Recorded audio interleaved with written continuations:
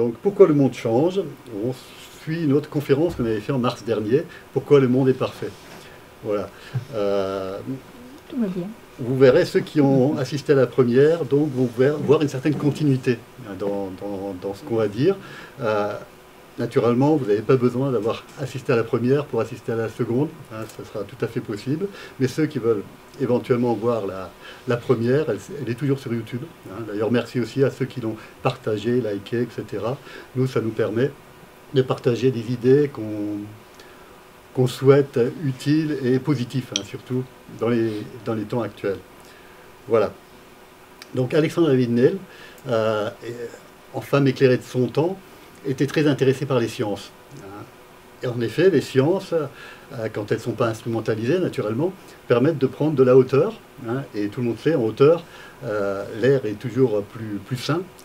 Et surtout, on peut développer d'autres perspectives, hein, quelquefois un petit peu plus larges. Voilà.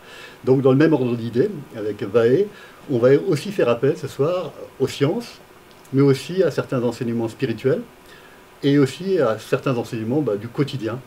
On n'a pas voulu mettre des frontières strictes dans tout ça, parce que tous ces savoirs se conjuguent pour à la fois mieux comprendre la vie et donner du sens. Voilà. Donc le fil directeur sera aujourd'hui ce mystère, cette énergie, en fait, qui permet la vie. Et pour, disons, voir ça avec vous, on vous propose de vous emmener dans un long voyage sur l'axe du temps. On commencera loin dans le passé, pour voir comment, effectivement, ce mystère, cette énergie, cette conscience, on peut appeler comme on veut, certains vont dire Dieu aussi, disons, comment, en fait, elle va arriver à partir de particules inertes, créer la vie, et nous proposer toute cette pléthore de formes, sons, couleurs qu'on connaît aujourd'hui. Et Vaé, je pense, va vous surprendre avec quelques exemples. Voilà. Je prendrai la suite pour vous parler de cet agrégat que nous sommes, aussi habité par cette énergie de vie, et capable de créer, puisque c'est l'acte de création qui va beaucoup nous intéresser ce soir. Donc là, c'est un non-lieu de dire que l'être humain est capable de créer. Je vais donc plutôt me concentrer sur deux types de situations. Des personnes qui veulent directement remonter à la source, en fait, de l'énergie de vie, pour obtenir des pouvoirs. Voilà, donc voir un petit peu comment on fait, notamment en Inde, dans cet ordre-là. Et également, disons, vous parler un peu de ceux qui veulent, disons, utiliser ce pouvoir créateur des autres à leur compte, notamment pour développer des idées qu'ils auraient. Là, ça me permettra de parler un petit peu de modelage social. C'est un concept des sciences sociales, disons, de la sociologie qui est assez peu connu du grand public, voilà, mais qui est très éclairant pour comprendre certaines choses. Nos propos sont, disons, totalement apolitiques, même si on va traiter peut-être de certains sujets d'actualité. On n'est pas du tout prosélyte, vous pouvez ne pas être d'accord avec nous. Il y aura un échange d'ailleurs après. Voilà. Précision, vous ne serez pas filmé pendant les questions. Voilà. La caméra restera sur... Ben non, parce qu'après, on ne sait pas où ça part. Soyez complètement à l'aise. Voilà. Et naturellement, donc, va revenir pour cette fois-ci nous projeter dans le futur. Voilà. Et voir et poser une question effectivement essentielle. Quel est l'avenir de l'Homo sapiens que nous sommes? Voilà. Voilà pour le programme. Donc, qu'est-ce que je peux rajouter avant de commencer? Oui, les questions, on vient de le dire, pour des raisons purement pratiques, puisqu'on filme, on va les réserver pour la fin. Voilà. Et on a eu un retour après la conférence de la fois dernière. Certains nous avaient demandé de dire 2 mots sur nos livres, tout simplement pour ceux qui voulaient approfondir un peu les sujets. Voilà. On va essayer de ne pas oublier, disons, sans s'éterniser dessus, de dire 2-3 mots, voilà, sur ce qu'on trouve dans nos livres. Voilà, je laisse. Donc j'attaque direct. La dernière fois, l'essentiel de ma causerie était tiré de ce livre. Et dans ce livre, j'avais repris une ancienne tradition des aphorismes commentés pour répondre à des questions que tout le monde se pose. que sommes-nous, qu'est-ce que la réalité, qu'est-ce que la vie, qu'est-ce que la mort. Vous doutez qu'écrire des aphorismes, c'est pas facile. Il faut mettre en quelques mots une pensée très complexe et très riche. Mais par contre, pour celui qui lit, ça a un très grand avantage, c'est que ça laisse des énormes espaces de liberté. Ça nourrit l'esprit en laissant des grands espaces de liberté. La dernière fois, on était dans la spiritualité, la métaphysique, carrément dans la stratosphère, quoi. Et là, on va redescendre sur Terre. Bien, très bien. Clotilde, s'il te plaît. Voilà, merci. Voilà.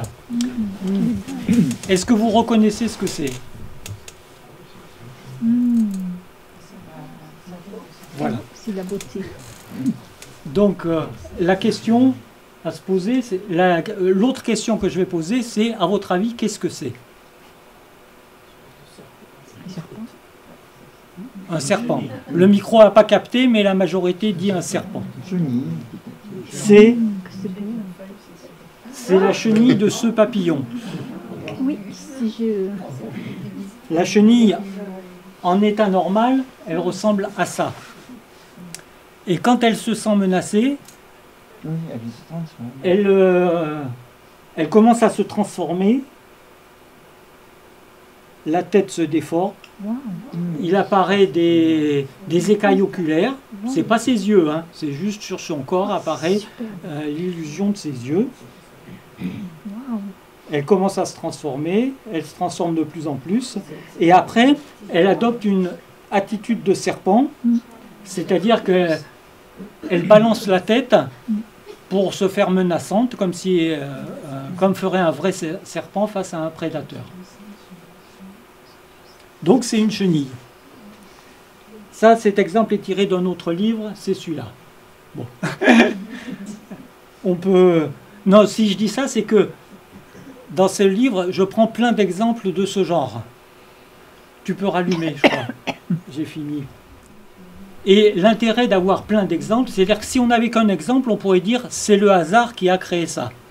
Mais quand on a des centaines et des centaines d'exemples, on est obligé de penser qu'il y a une intention derrière ce genre de phénomène. Et à ce moment-là, les questions qu'on peut commencer à se poser, c'est comment une chenille sait-elle ce que ça fait d'être un serpent? Comment une chenille sait-elle ce que ça fait sur les autres d'être un serpent, puisqu'elle adopte cette attitude face à lorsqu'elle se sent menacée? Comment une chenille réussit-elle à se transformer au point de ressembler à un serpent, au point que ses prédateurs potentiels soient trompés? On a tous vu un serpent d'abord. Peut-être qu'après on avait deviné que c'était une chenille, mais sur le coup on voit tous un serpent. Comment la même chenille a-t-elle fait en sorte que ces transformations s'intègrent à son génome en quelque sorte pour pouvoir être transmis à sa descendance, y compris les comportements? Parce qu'elle ne se contente pas de ressembler à un serpent, elle s'accroche, elle prend son attitude et elle commence à se balancer pour faire peur à un prédateur potentiel. Ça fait beaucoup de questions. Je ne vais pas y répondre. Mais par contre, on voit bien les processus créatifs à l'œuvre qui sont quand même assez extraordinaires. Et ces processus créatifs, quelquefois, ils prennent des chemins assez curieux. Et pendant que Clotilde va remonter l'écran et éteindre tout ça, je vais vous poser une petite question. Vous avez 30 secondes pour y réfléchir.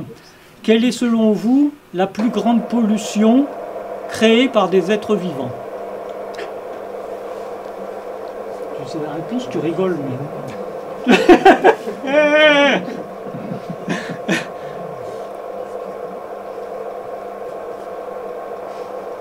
Ouais. Je vous donne un indice, c'était il y a 2 milliards d'années. À peu près, hein. Les gaz. Oui, Corinne, tricheuse. C'est l'oxygène. Une des plus grandes pollutions qu'a connue la Terre, c'était l'oxygène, qui est dû à des bactéries photosynthétiques, les cyanobactéries. Jusque-là, toute la vie était anaérobie. il y avait très peu d'oxygène. Et puis sont apparues les bactéries photosynthétiques. Alors la photosynthèse, en gros, c'est que vous prenez du gaz carbonique, vous prenez de l'eau, vous prenez de la lumière, vous mélangez ça dans une bactérie appropriée, ça fait du sucre et ça rejette de l'oxygène. Mais pour les bactéries anaérobies, l'oxygène, c'est un poison. Donc tout d'un coup, toutes les bactéries anaérobies se sont retrouvées empoisonnées, d'une certaine manière. Donc on pourrait dire qu'il y a des processus de créatifs qui sont absolument extraordinaires, mais en même temps, la nature, elle est complètement amorale. Elle se fout des conséquences. C'est-à-dire que s'il y a quelque chose à créer qui semble intéressant, c'est créé, et puis après, les conséquences arrivent. Mais cette amoralité a quelque chose d'intéressant, c'est que du coup, il n'y a pas de préjugés, elle ne se prend pas la tête, chaque situation est nouvelle, et chaque situation, à un moment présent, est un point de départ. Et le point de départ de l'apparition de l'oxygène, qu'est-ce que ça a été? Ça a été l'apparition d'organismes vivants qui utilisent l'oxygène comme source d'énergie. Et nous, qu'est-ce qu'on est? On est des êtres vivants qui utilisent l'oxygène comme source d'énergie. Et ça, bon, il a fallu un certain temps pour qu'on arrive.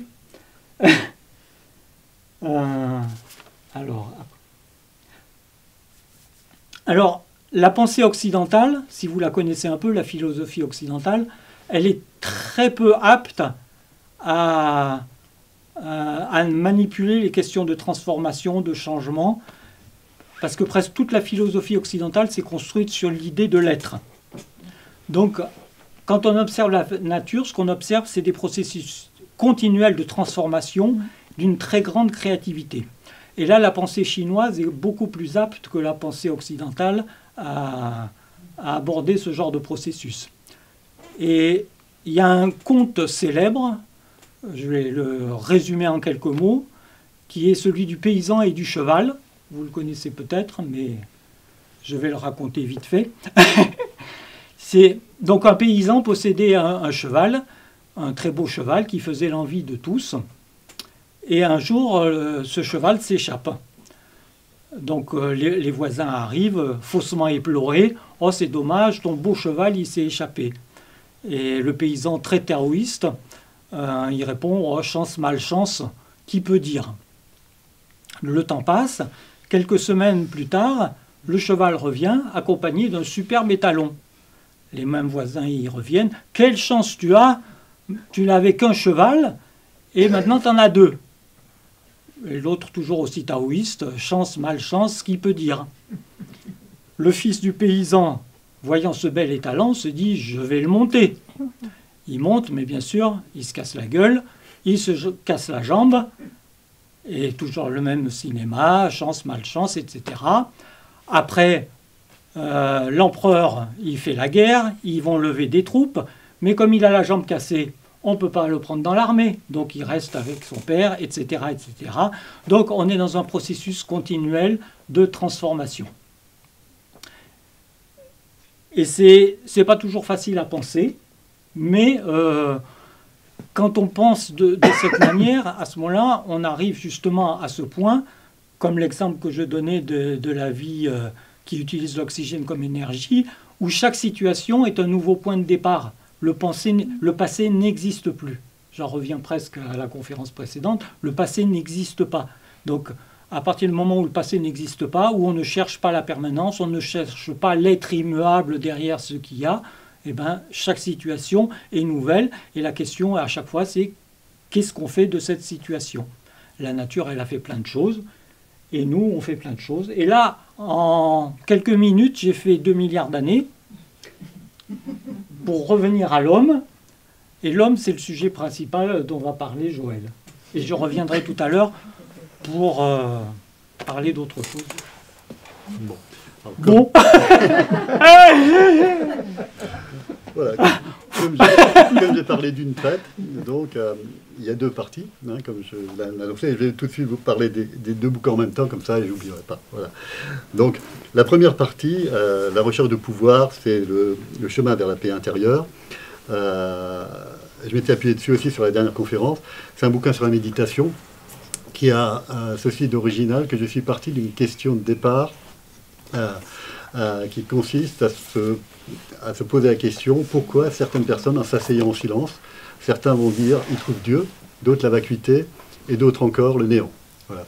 Ça part de là, et après, effectivement, voir quelques processus et des expériences, en fait, dans ces méditations, notamment des expériences en méditation profonde. Voilà, grosso modo. Donc là, c'est la version, effectivement, 2023, donc la plus aboutie. La deuxième partie, Downsizing France, ça c'est pour la deuxième partie où j'ai parlé de modelage social. Donc le downsizing est simplement une méthode, vous voyez, on va rester dans le concret aussi, de restructuration d'entreprise inventée par des financiers américains, qui a fait beaucoup de dégâts au niveau social. Voilà, disons. Donc à partir de là, l'originalité, c'est que j'avais 2 éditeurs, parce qu'il y a très peu de gens qui connaissent le downsizing, qui m'ont proposé d'écrire un bouquin technique pour les managers et les RH. J'ai refusé, et j'ai plutôt voulu écrire un bouquin pour les victimes de ce genre de méthode.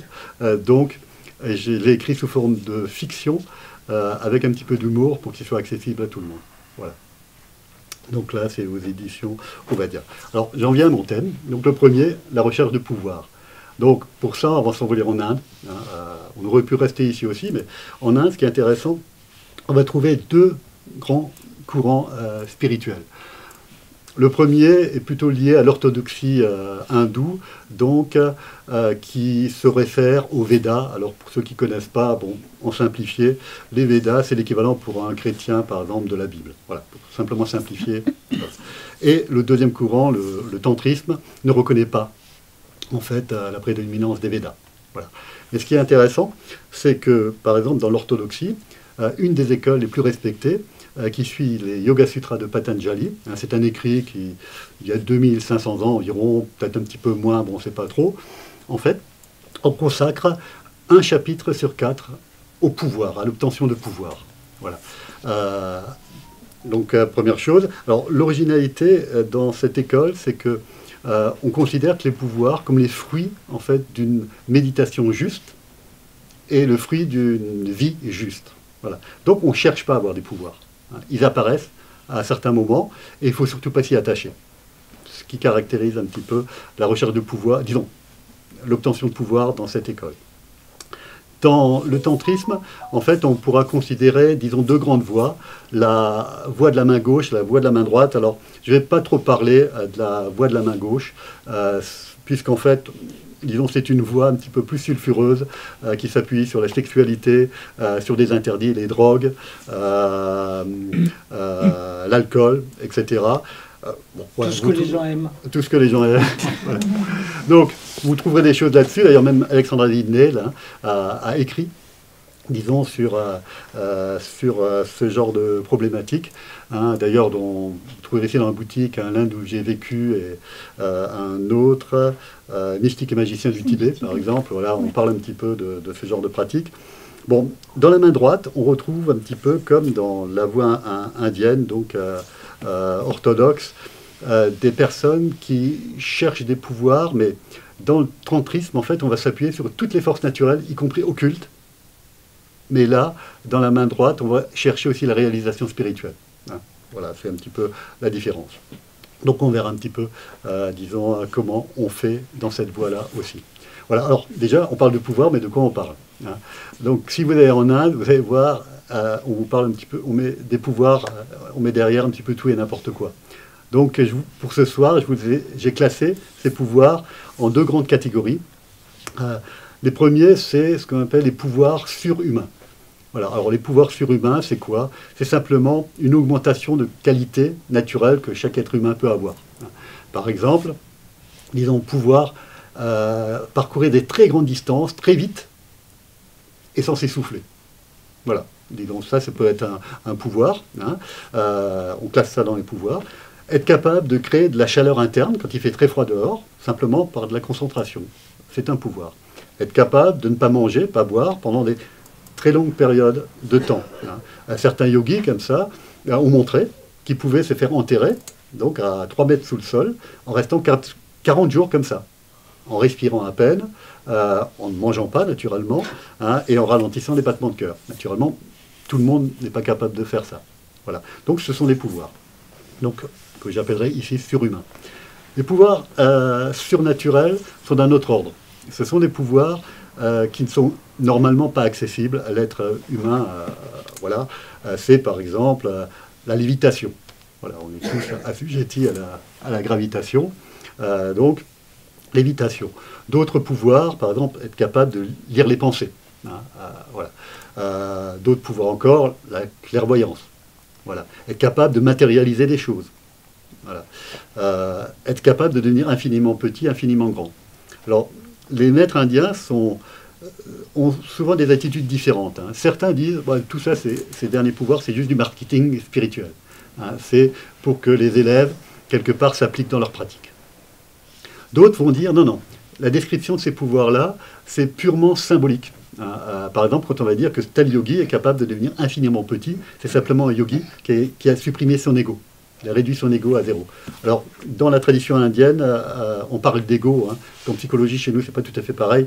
En Inde, quand on parle d'ego, c'est simplement, disons, les identifications que l'on fait et qu'on cristallise en nous. C'est-à-dire, la première identification forte que l'on fait, c'est souvent, bah, je suis ce corps. Voilà. Et après, on rajoute là-dessus pas mal de qualités et on dit, bah, ça c'est moi. Voilà. Et ça, en Inde, disons, arriver à supprimer son ego, bon, a beaucoup d'importance dans cette tradition. On reviendra dessus. Pourquoi derrière. Voilà. Et ensuite, il y a d'autres maîtres qui, au contraire, vont tout à fait attester la réalité de ces vrais pouvoirs. Hein, qu'il y a des gens qui sont capables de léviter, disons, être clairvoyants, etc. Donc, c'est d'ailleurs les plus nombreux. Beaucoup attestent les avoir vus. Voilà. Donc, on va essayer de voir comment on obtient ces différents pouvoirs dans cette première partie.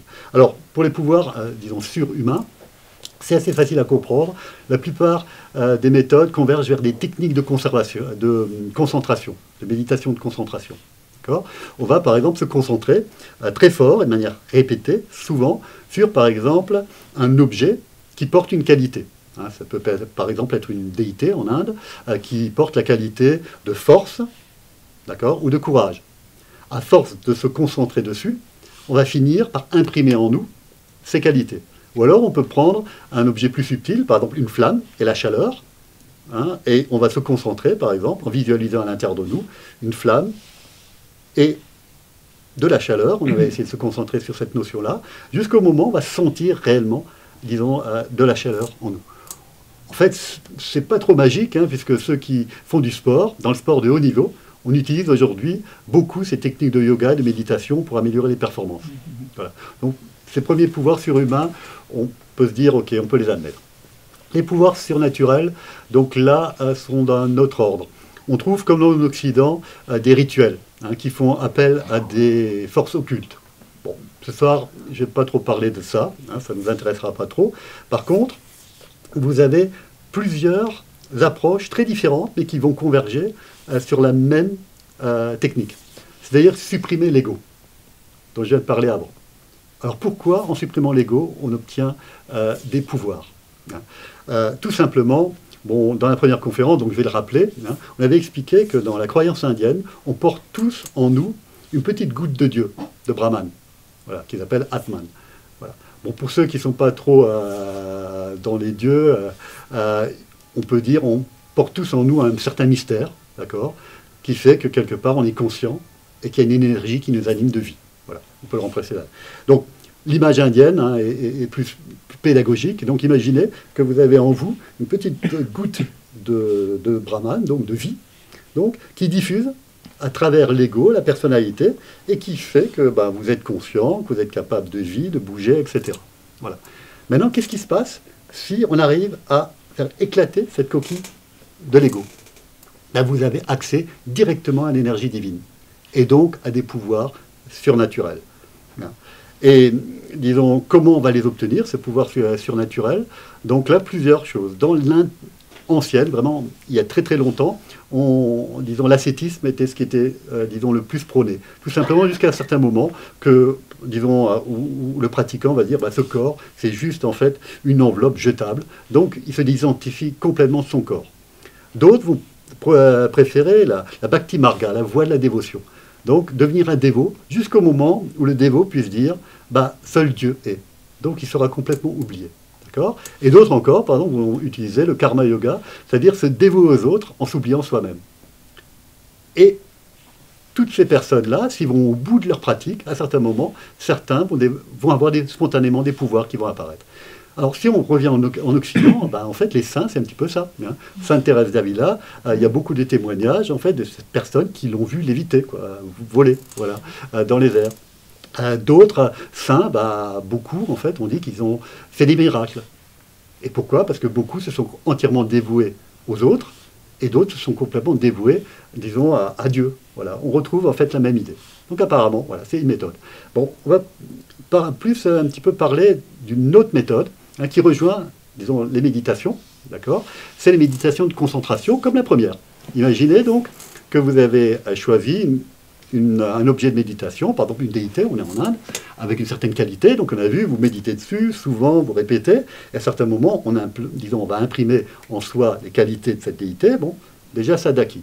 Mais imaginez maintenant que vous continuez cette concentration longtemps, de manière répétée, et de plus en plus fort. À certains moments, le sujet, donc le méditant, et l'objet de sa méditation vont finir par fusionner. C'est le principe des méditations de concentration. D'accord ? Et quand on fusionne avec l'objet de méditation, le jeu, il disparaît. Et là, effectivement, des pouvoirs peuvent apparaître, et c'est ceux-là qui sont décrits notamment dans le Yoga Sutra Patanjali. Donc maintenant, voilà, vous voyez un petit peu comment on peut obtenir des pouvoirs, vous pouvez essayer. Hein. Donc, alors, est-ce que ça vaut le coup ? Si on prend, par exemple, les Yoga Sutras de Patanjali, on vous le déconseille. Parce qu'en fait, si vous pratiquez que pour avoir des pouvoirs, on vous dit, vous allez vous perdre. D'autres vont être plus pragmatiques, vont dire, il y a un pouvoir qui est assez rigolo, qui est clairement défini, c'est devenir léger comme une plume. Ce qui permet notamment de marcher sur l'eau. Certains vont dire, parce que pour avoir ces pouvoirs, il faut pratiquer longtemps, quelquefois des dizaines et des dizaines d'années. Certains vont dire, franchement, pratiquer 30 ans pour pouvoir marcher sur l'eau, c'est plus simple de prendre une barque. On est bien d'accord. Voilà. Bon, après, chacun choisira. Voilà, c'est pour la première partie. Deuxième partie, je voulais vous parler un petit peu du modelage social. Donc là, on est dans l'idée, effectivement, de capter un petit peu l'énergie créative des autres par rapport à une idée. D'accord ? Le modelage social, comment on peut le définir ? C'est simplement imprimer en fait, des habitudes sociales dans une société pour que tout le monde travaille dans le même sens pour un objectif. D'accord ? C'est assez rigolo, on retrouve l'idée de concentration sur une seule idée. Hein. Simplement avant, c'était un individu qui se concentrait sur une seule chose, et là, à la place de l'individu, on a tout un corps social qui va mettre toute son énergie créative dans une seule direction. C'est redoutable. Alors, des modèles sociaux, il y en a beaucoup. Hein. Au début, disons, beaucoup étaient religieux. Hein. Certains pays sont devenus chrétiens. Certains pays sont devenus musulmans. Ça, c'est du modelage social à certains moments. Bon, voilà, on a travaillé dans ces pays, on a mis en place des choses qui ont fait qu'ils sont devenus soit chrétiens, soit musulmans. Au niveau politique, pareil. Les politiques ont aussi modelé des sociétés. On a fait des sociétés qui sont devenues communistes, d'autres fascistes, d'autres démocratiques. C'est du modelage aussi. D'accord ? Donc, j'ai essayé de voir, est-ce qu'il y a un modelage, en fait, qui nous concerne tous ? Quel que soit notre pays, quelle que soit notre religion, quelles que soient, disons, toutes nos croyances, qu'on soit un homme, une femme, etc. Et qu'est-ce qu'on partage tous ici ? Comment on a été modelé dans notre société ? On est tous devenus des consommateurs. Plus ou moins, mais on est tous devenus des consommateurs. Alors, comment on a fait pour faire de nous des consommateurs ? Pour ça, pour expliquer ça, je vais prendre un petit outil emprunté aux sciences sociales, une échelle d'observation de Dominique Desjeux, qui permet de voir comment on a pris cette idée-là, devenir consommateur, pour en fait la décliner et après faire qu'on est vraiment des consommateurs. D'accord ? Donc, déjà l'idée de départ. L'idée de départ, en fait, il faut remonter à la fin de la Deuxième Guerre mondiale. L'Amérique sortait d'une économie de guerre et voulait réinventer une économie civile. Okay ? Et il y a un conseiller, donc d'Eisenhower, Victor Lebeau, qui va lui suggérer que la consommation devienne la nouvelle spiritualité de l'Américain. Les termes sont forts. Consommation, nouvelle spiritualité. Voilà, c'est très très fort. Force est de constater que près de 80 ans après, en fait, il a réussi. Les Américains sont des consommateurs, mais le monde entier aussi. Alors, pourquoi ça a été aussi puissant? Bon, déjà, l'idée de départ est très puissante. Et on a mis toutes les énergies là-dessus. Alors, comment on a fait? Bah, au niveau macro-social, hein, donc, si je reprends cette idée, donc c'est au niveau du pays, de sa culture, hein, de sa politique, on a mis en place, en fait, quelque chose que vous connaissez bien, vous avez souvent entendu parler, on a mis en place la notion de croissance. D'accord? Et donc, la croissance. Bon, je ne vais pas le développer, hein, tout le monde sait grosso modo ce que c'est. Alors, comment on va décliner un cran en dessous cette notion de croissance, par exemple, dans toutes les organisations sociales, et notamment dans les entreprises, hein. Dans les entreprises, en fait, cette notion de croissance a été, en fait, développée sous le concept de progrès permanent. Mais le progrès, disons, pensé d'une certaine manière. Le progrès pensé sous forme de proactivité, c'est-à-dire être capable de tout le temps produire, de proposer et d'inventer de nouveaux produits et des services. Réactivité, proposer tout ça de plus en plus vite. Et diminuer les valeurs d'exploitation, c'est-à-dire faire toujours moins cher. Voilà, c'est le progrès comme ça a été pensé dans les entreprises. Alors, pour donner vie réellement ça dans les entreprises, en fait, un cran en dessous, donc, au niveau micro-social, donc dans les équipes, on a vendu l'idée d'amélioration continue. Voilà, donc toujours faire mieux, plus vite, moins cher. D'accord? Et là, on a inventé une machinerie qui est capable d'inonder le monde, disons, de produits. Disons, voilà, on a déjà ça. Maintenant, on arrive au niveau micro-individuel, donc à l'individu. Et là, on veut qu'il soit consommateur de tout ce qu'on produit ici. Donc comment, en fait, on a fait? Donc là, il faut regarder un cran encore en dessous, au niveau nano-individuel, donc au niveau de son cerveau. Il y a des gens qui ont étudié de près, qu'est-ce qui nous motive, d'accord? Et ils ont vu que, grosso modo, ce qui est le plus efficace pour faire bouger les gens, c'est de jouer avec ses émotions, et notamment, en fait, créer en lui des désirs. Et donc, pour qu'on soit consommateur, disons, on a tout fait, disons, pour développer les désirs et que pour l'être humain, hein, disons, en tout cas à l'époque occidentale, mais pas seulement, disons, on voit le monde à travers ses désirs. C'est-à-dire, j'existe si je consomme. Et c'est redoutable. Ça marche. D'accord? Donc, mais tout ça, vous voyez l'articulation, hein, tout ça est pensé. Et on arrive en fait à un résultat qui est assez extraordinaire, quoi. Disons, voilà, on a le monde aujourd'hui tel qu'il est. Naturellement, il y a certaines personnes qui de tout temps étaient un petit peu contre. Hein, donc là, il y avait le bâton, la carotte, etc. Classique. Il y a aujourd'hui aussi, notamment dans les cultures, hein, où en fait les états de droit notamment, on a construit aussi en fait carrément des camisoles juridiques qui vont toujours dans le même sens, qui vont vous défendre, hein, le droit. Mais vous allez voir que si vous n'allez pas dans la bonne direction, ici dans le sens de la consommation, hein, certains paysans aujourd'hui et certains marins pêcheurs pourront vous le dire, hein, en fait on vous ramène assez rapidement avec le droit, disons, dans le chemin de la consommation. Voilà, donc ça c'est la mécanique, hein, et c'est quand même assez intéressant de voir, puisqu'on est ici effectivement, disons, dans la boutique d'Alexandra Devinel, était très intéressé au bouddhisme, hein, voilà, tout le monde le sait. Et en fait, ce qui est intéressant, dans cette religion, on nous met en garde contre les désirs. Et on nous dit que les désirs nous mènent à notre perte. Et toute notre civilisation, disons, aujourd'hui, sur la Terre entière, et principalement occidentale, est axée sur les désirs. Est-ce qu'on va vers notre perte? Certains diront oui, effectivement, puisque ce système-là, hein, qui en fait fonctionne que par rapport aux désirs, crée aujourd'hui des grands problèmes, hein, disons, au niveau écologique, hein, on détruit la nature, la biodiversité, etc., etc. D'accord? Donc, est-ce qu'on peut lutter contre? Donc, on va voir un petit peu, grosso modo, si c'est possible. Bon. Déjà, moi, je compare souvent la société de consommation à un blob. Je ne sais pas si vous connaissez, c'est un être, disons, unicellulaire, donc il y a un seul noyau, là il y a une seule idée, consommer, d'accord? Il s'étend tout le temps, d'accord? Donc là, avec effectivement la croissance, voilà, on devient de plus en plus gros, on veut la mondialisation, on veut aller de plus en plus, consommer de plus en plus, etc. Il est redoutablement efficace, il n'a plus de cerveau, mais il est capable d'apprendre et de s'adapter. C'est exactement ce qui se passe dans la société de consommation. Et disons, il est presque indestructible. Hein, disons, dans certains cas, il est vraiment très robuste. Et effectivement, cette idée, aujourd'hui, essayer d'enlever, disons, remplacer la société de consommation par autre chose. Hein, et là, quelle que soit la politique, quelle que soit la religion, hein, vous voyez bien la chose. Hein, on voit difficilement comment faire. D'autant plus difficile que si vous regardez aujourd'hui à qui, imaginez que vous voulez changer cette idée. Vous vous adressez à qui aujourd'hui? Vous adressez en fait à des populations qui, sur des générations, en fait, ont été carrément dressées à la consommation. Ça donne quoi? Des individualistes. Beaucoup sont très égoïstes, certains même nombrilistes. Alors, trouver une idée, disons, assez sexy pour, disons, remplacer, disons, sa raison de vivre, celle de consommer. Ça pourrait être quoi? La décroissance, marche pas. C'est la sobriété heureuse, c'est plus malin, j'aime bien, hein, Pierre Rabhi, sobriété heureuse, mais bon, vous allez convaincre pas trop de monde non plus. Alors, quelle est la seule idée qui peut marcher, qui pourrait faire changer, disons, au niveau mondial, cette idée? Je vous la donne en mille. Moi, je ne sais pas.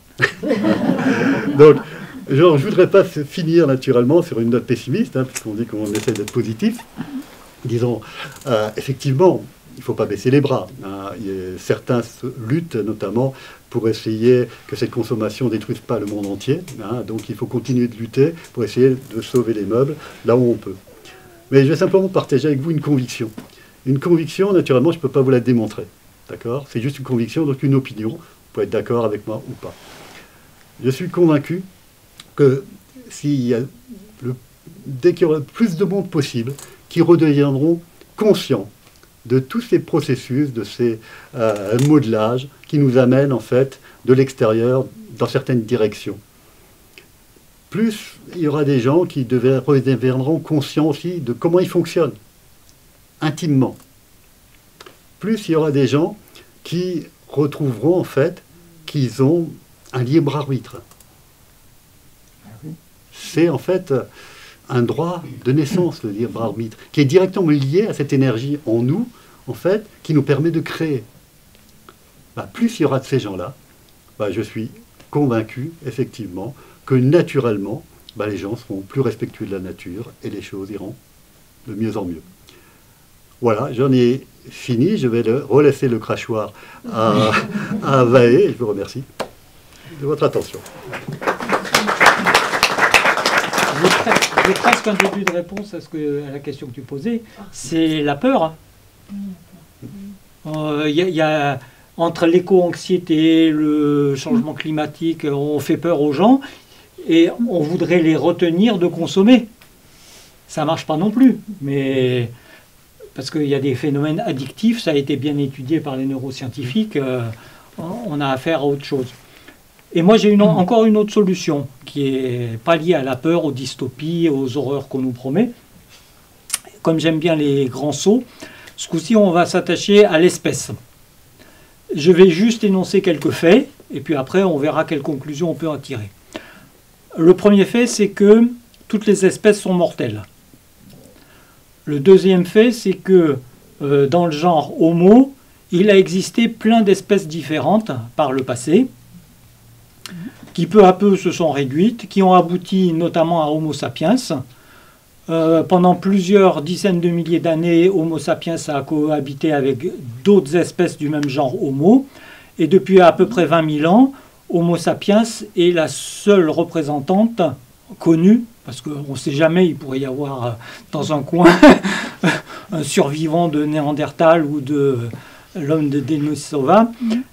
Donc, Homo sapiens est le seul représentant du genre Homo, avec une très faible diversité génétique.